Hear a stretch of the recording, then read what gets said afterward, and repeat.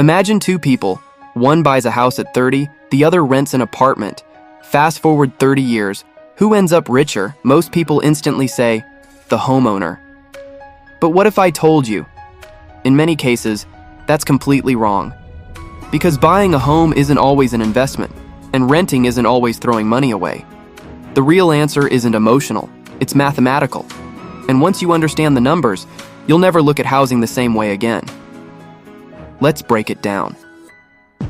For decades, Americans have been told one thing: buy a house as soon as possible. It's called the American dream. Parents repeat it, friends repeat it, financial influencers repeat it. Rent is throwing money away.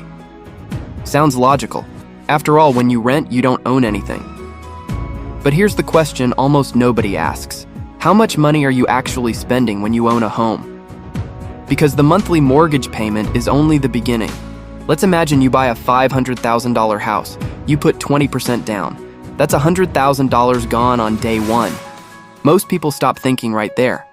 But now add property taxes, home insurance, maintenance, repairs, HOA fees, closing costs, interest on the mortgage, a new roof someday, a broken HVAC system, a leaking pipe, fresh paint, landscaping. Suddenly, that investment is costing thousands of dollars every single year, and many of those expenses never come back. Now let's look at renting. Suppose someone rents a similar home. Yes, they pay rent every month, but they don't pay for a new roof. They don't replace the water heater. They don't worry about foundation cracks. When something breaks, the landlord pays. That means the renter has something many homeowners don't: flexibility, and often, extra cash. Now here's where the real math begins. Remember that $100,000 down payment? What if instead of putting it into a house, you invested it into a low-cost index fund earning an average of around 10% annually over the long term? Without adding another dollar, that investment could potentially grow to well over $1 million after 30 years. Now imagine the renter also invests the difference between renting and owning every single month after month, year after year, thanks to compound growth. That gap can become enormous. This is why some renters quietly become millionaires. Not because renting is magical, but because investing consistently is powerful. Now, before homeowners get upset, let's be fair. Buying a home has real advantages too. Every mortgage payment builds equity. Over time, you own more of the property. Eventually, your mortgage disappears. Meanwhile, renters may continue paying rent for life.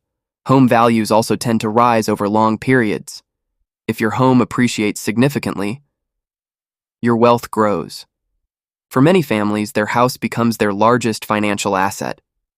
And let's not ignore something money can't easily measure: stability. You can renovate your home, paint the walls any color, raise a family without worrying about a landlord ending the lease. For many people, that peace of mind is worth a lot. But here's where emotions often beat logic. People assume every house automatically becomes a great investment. History says otherwise. Some neighborhoods barely grow. Some markets crash. Some homeowners spend hundreds of thousands of dollars on repairs they never recover. Owning a house doesn't guarantee wealth, just like renting doesn't guarantee poverty. The outcome depends on what you do with your money. Let's compare two people. Sarah buys an expensive house she can barely afford. Most of her paycheck goes toward housing. She has almost nothing left to invest. Mike rents a modest apartment. He invests every extra dollar into diversified investments. 30 years later, Mike's investment portfolio is worth millions. Sarah owns a beautiful home, but very little else. Who is actually wealthier? That's why your house should first be viewed as a place to live, not automatically as your best investment. The smartest financial decision depends on your situation. If you plan to stay in one city for many years, can comfortably afford the home, and still invest regularly, buying can make excellent financial sense. But if you're moving often, unsure where life will take you, or buying would consume nearly all your income, renting while investing aggressively could actually build more wealth. The biggest mistake isn't renting. The biggest mistake isn't buying. The biggest mistake is making the decision based only on emotion. Don't buy because everyone else is buying. Don't rent because you're afraid of commitment. Run the numbers. Calculate the true cost. Think about opportunity cost. Think about flexibility. Think about your long-term goals. Because financial freedom isn't determined by whether you own the roof over your head. It's determined by how wisely you use every dollar you earn. At the end of the day, the richest people aren't always the ones living in the biggest houses. They're the ones who understand how money actually works. If this video changed the way you think about renting and buying, hit the like button, subscribe for more practical money lessons, and share this video with someone who's planning to buy a home. Because sometimes, the best financial decision isn't the most popular one. It's the one the math quietly proves.